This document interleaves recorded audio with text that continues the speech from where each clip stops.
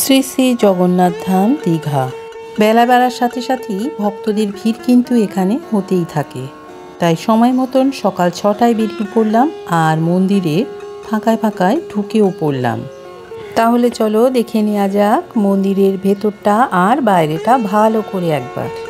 রাজস্থানের লাল বেলে পাথর দিয়ে তৈরি অসাধারণ সুন্দর কারুকার্য দেখে মন মুগ্ধ হয়ে যায়। মন্দিরের গেটের বাইরে থেকে দেখলাম দুজন মানুষ দুটো বড় বড় বাক্স নিয়ে আসলো সামনের দিকে, আর তার ভেতরেই ছিল এই সিকিউরিটি স্ক্যানার গেট আর মেটাল ডিটেক্টর। মন্দিরের সিকিউরিটির জন্য এরকম ব্যবস্থা করতে একটু সময় লেগে গেল। এখনও অনেক কাজ বাকি আছে, তাই সব সহযোগিতাই কিন্তু সবাইকে করতেই হবে। চলো, সিকিউরিটি সিস্টেম চালু হয়ে গেছে, এই জন্য আজকে আমাদের একটু দেরি হলো। এমনি 6টার সময় গেট খুলে যায়, তা 6টা তো বেজে গেছে। তাই চলুন ভেতরে যাওয়া যাক। সিকিউরিটি সিস্টেম অন হয়ে গেছে, এরপরে আরও অনেক নিয়ম শুরু হয়ে যাবে। জগন্নাথ মন্দির দর্শন করে নিই সকালে।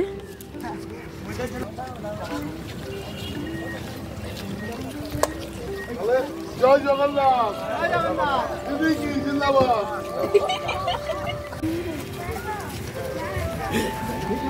দিনের বেলা জগন্নাথ মন্দির দর্শন করাচ্ছি সবাইকে। আগে দেখিয়েছিলাম রাতের জগন্নাথ। শ্রী শ্রী জগন্নাথ মন্দির দীঘা। জয় জগন্নাথ, জয় গোপাল।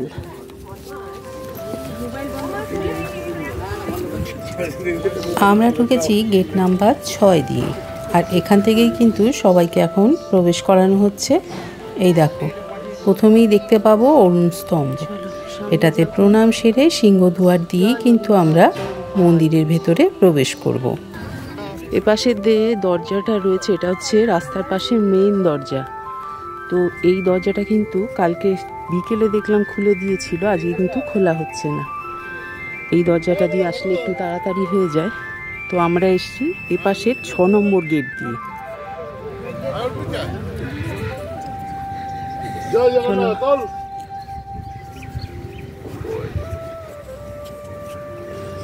চলো, জয় জগন্নাথ, জয় গোপাল। জয় জগন্নাথ, জয় গোপাল। জয় জগন্নাথ, জয় গোপাল।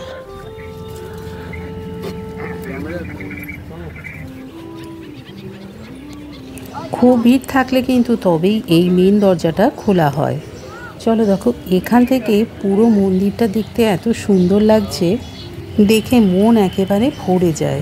এত সুন্দর সাজানো গোছানো, আর সব থেকে বড় হচ্ছে এখনো পর্যন্ত পরিষ্কার পরিচ্ছন্ন মেনটেন করা হচ্ছে।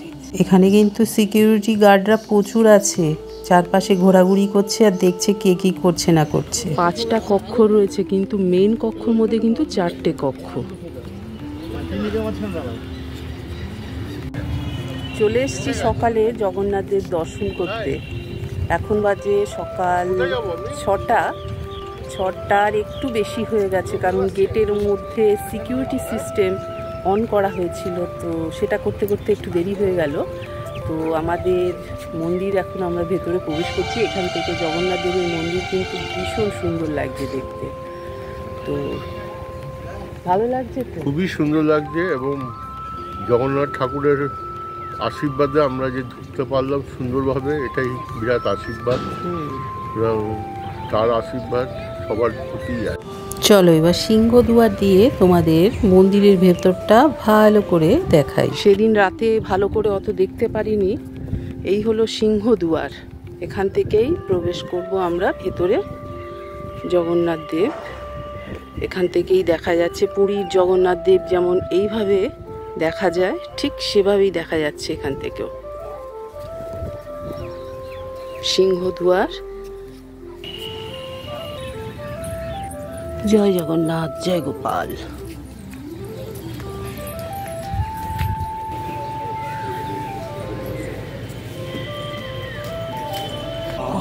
ফাঁকায় ফাঁকায় জগন্নাথ দেবকে দর্শন করছি 6টায়। এত সুন্দর রূপ জগন্নাথ দেবের। চলো, সেদিন রাতে এত ভিড় ছিল ঠিক করে দেখতেও পাচ্ছিলাম না। দেখো এপাশে দুপাশেই রয়েছে জগন্নাথ দেব, এই বড় বড় সিংহ দুয়ার। দেখো, সিংহ দুয়ার পেরিয়ে এরপরে আমরা যাচ্ছি মূল মন্দিরের দিকে।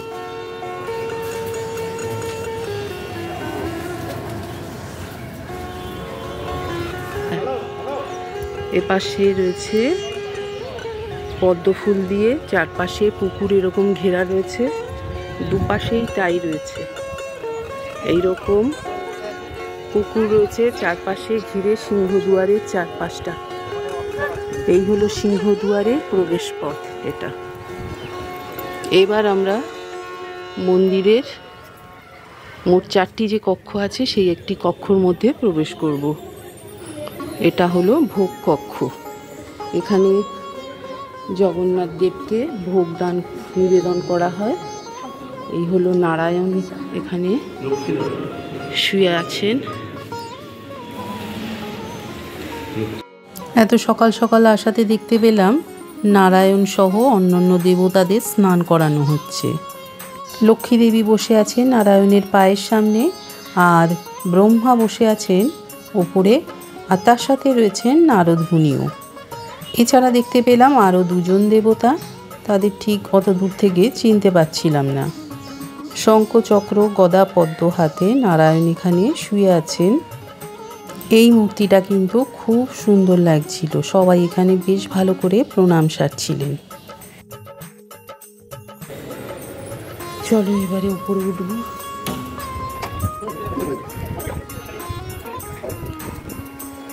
চলো, এই দরজাটা এখন বন্ধ করে দিয়েছে, আপাতত বন্ধ আছে এই দরজা। চলো ওপাশের দরজা দিয়ে যাব। তো এখান থেকে সিঁড়িও করা রয়েছে মন্দিরে, মূল মন্দিরে প্রবেশ করবার জন্য। ওপাশের দরজা রয়েছে, আজকে আমরা এপাশেও একটা দরজা রয়েছে মূল মন্দিরে প্রবেশ করবার। এখানে নারায়ণের মূর্তি রয়েছে রাখা। চলো, এই হলো মূল মন্দির। পাশে মন্দিরে যেমন 4টি কক্ষ রয়েছে তেমন 4টি দুয়ারও কিন্তু রয়েছে। তার মধ্যে সিংহ দুয়ার দিয়ে আমরা প্রবেশ করেছি। আচ্ছা, এবার ভেতরে ঢুকে পড়ি। মন্দিরের থামগুলো দেখো কত সুন্দর করে সাজানো, এত সুন্দর কারুকার্য রাজস্থান থেকে আনা হয়েছে এই কারিগরদের। তাদের হাতের জাদুতে ফুটে উঠেছে মন্দিরের প্রত্যেকটা স্তম্ভ। আচ্ছা, এই হলো গরু স্তম্ভ। চলো এই গরু স্তম্ভকে একটু জড়িয়ে ধরি। পুরীতে গেলে আমরা অনেকেই এই গরু স্তম্ভকে জড়িয়ে ধরি, তো এখানে আজকে এত ফাঁকা থাকায় জড়িয়ে ধরতে পারলাম। আচ্ছা, এই স্তম্ভগুলো কিন্তু মোট 16টা রয়েছে, 4টে করে রয়েছে স্তম্ভ প্রত্যেকটা লাইন বরাবর। এ দেখো উপরটা এত সুন্দর করে সাজানো। রাতের দিকে কিন্তু দেখিয়েছিলাম, তো এত ভিড় ছিল সেভাবে দেখাতে পারিনি। চলো, জগন্নাথ দেবকে এখান থেকে দেখা যাচ্ছে, আর একটু সামনে যাওয়া যাক। পুরীর জগন্নাথের মতন এখানেও দরজায় প্রণাম সেরে আমি মূল মন্দিরের একেবারে নাট মন্দিরে এসে পৌঁছে গেছি। আর এখান থেকেই জগন্নাথ দেবকে স্মরণ করা যায়। উপরের কারুকার্য দেখে তো একেবারে মাথায় ঘুরে যাচ্ছে, সত্যি অসাধারণ। মন্দিরের দেবতা যেমন সুন্দর, মন্দিরের চারপাশটাও সুন্দর করে সাজানো হয়েছে। আর দেখো মন্দিরটার একেবারেই সামনে চলে এসছি, ওই ঠেলাঠেলি গুতোগুতি এসবের কিচ্ছু নেই, একেবারে সামনে চলে এসছি। আর তারপরে এখানে আসার পর আমি কি পেলাম চলো একবার তোমাদেরকে দেখিয়েই দিই। ভোর 5টার সময় কিন্তু ভগবান জগন্নাথ দেবকে একবার ভোগ খাওয়ানো হয়, সেটা হলো পায়েস। আর এখন দুপুরের জন্য প্রস্তুতি চলছে, তাই পরিষ্কার পরিচ্ছন্ন করা হচ্ছে। মন্দিরের ভোগের দায়িত্বে কিন্তু ইসকনকে দেওয়া হয়েছে। আর ভোগের কথা বললেই মনে পড়ছে যে কবে থেকে আমরা সবাই আমরা ভক্তরা কবে থেকে ভোগ পাবো। তো এই ভোগটা পেতে কিন্তু এখনও একটু সময় লাগবে, সেটা আমি রাতের ভিডিওতে তুলে ধরেছিলাম। এখনও কিন্তু 1টা মাস সময় দিতে হবে, তার কারণ সব কিছু গুছিয়ে উঠতে একটু তো সময় লাগবেই, তাই না?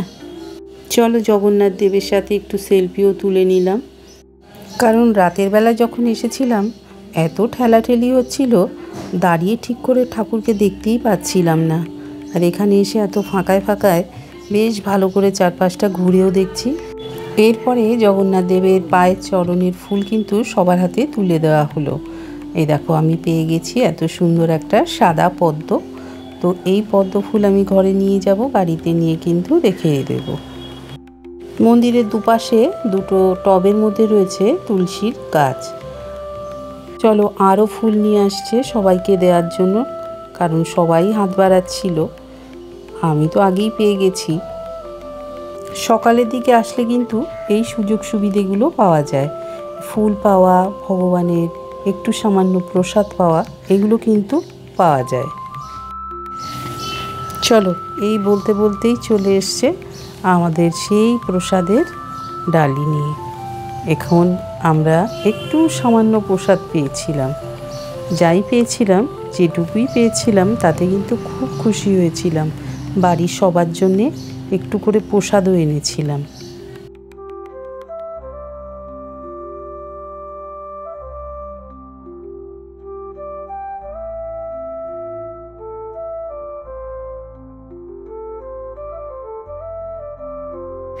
পাশেই রয়েছে প্রণামী বাক্স।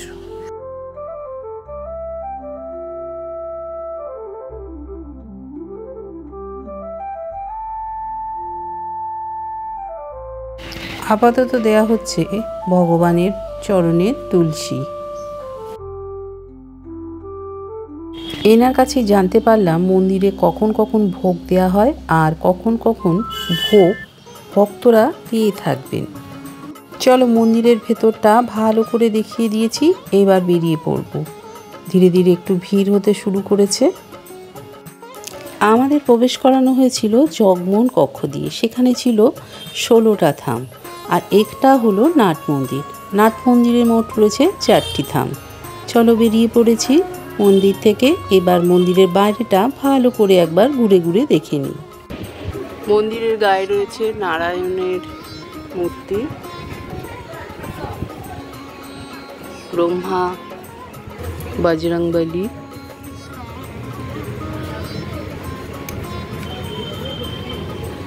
ব্রহ্মা, বিষ্ণু, মহেশ্বর, হ্যাঁ, মা লক্ষ্মী এখানে বিরাজমান।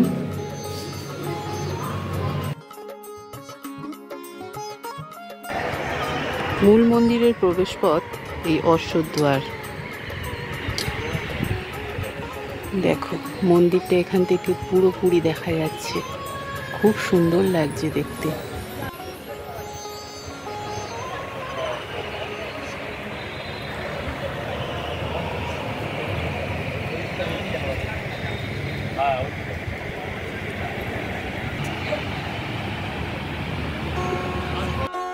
চলো অশ্বদ্বার দেখিয়ে দিয়েছি, এবার আরও দুটো দুয়ার কিন্তু দেখানো বাকি আছে।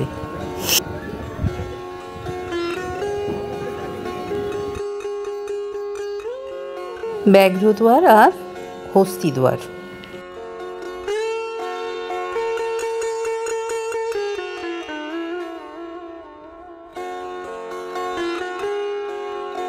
এখানে রয়েছে নারায়ণের সিংহ অবতার। তোমাদেরকে বলে রাখি, যারা মন্দিরের ধ্বজা ওড়ানো দেখতে চাও বা ধ্বজা পরানো দেখতে চাও, তারা কিন্তু বিকেল 4টের পরে আসবে, তাহলে কিন্তু পুরোটাই দেখতে পাবে।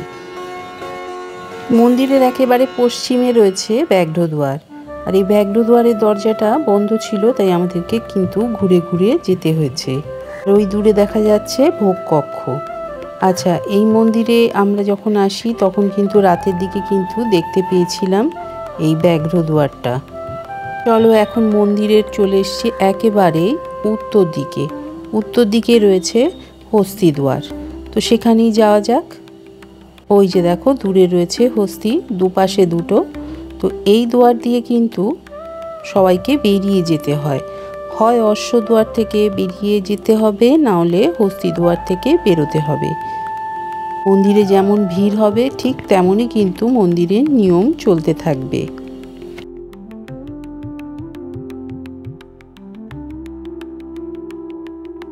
এই দেখা যাচ্ছে গর্ভগৃহ, তারপরেরটা নাট মন্দির, তারপরেরটা ভোগ কক্ষ, তারপরেরটা জগমোহন।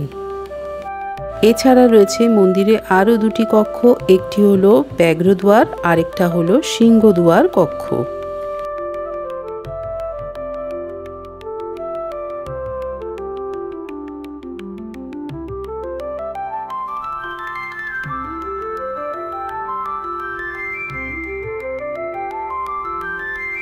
মূল মন্দিরের চারপাশটা ঘুরে দেখতে সময় লেগেছিল আমাদের 1 ঘন্টা, আর হাঁটতে হয়েছিল ওই 2 কিলোমিটারের মতন। সিনিয়র সিটিজেন আর অসুস্থ ভক্তদের জন্য কিন্তু এই মন্দিরে ব্যবস্থা রয়েছে হুইল চেয়ারের। যারা হুইল চেয়ারে করে যাতায়াত করেন তাদের জন্য কিন্তু এই মন্দিরে ব্যবস্থা রাখা হয়েছে। এই দেখো, সিঁড়ির পাশেই রয়েছে কিন্তু এরকম ব্যবস্থা।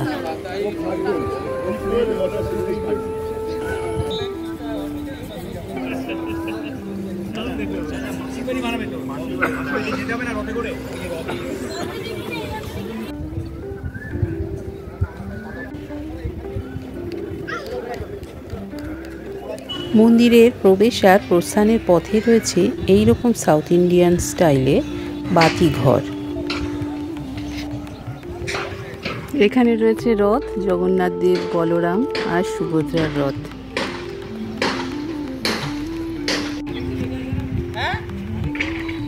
এই ফাঁকা জায়গাগুলোতে কিন্তু এখনো কাজকর্ম চলছে, আওয়াজ শুনে বুঝতেই পারছ। মন্দির থেকে আমরা বেরিয়ে যাচ্ছি। এই হলো মন্দিরের বাহির পথ। 6 নম্বর গেটের উল্টো দিকে রয়েছে থাকবার জন্য বেশ অনেকগুলো হোটেল, যেমন শ্রী জগন্নাথ ইন। এরপরে আরও অনেকগুলো কিন্তু হোটেল রয়েছে এখানে পরপর। এখানে পরপর অনেকগুলো হোটেল তৈরি হয়ে গেছে। হোটেল আনমোল আছে, তারপরে দেখতে পাচ্ছি না, পরপর বেশ অনেকগুলো রয়েছে হোটেল।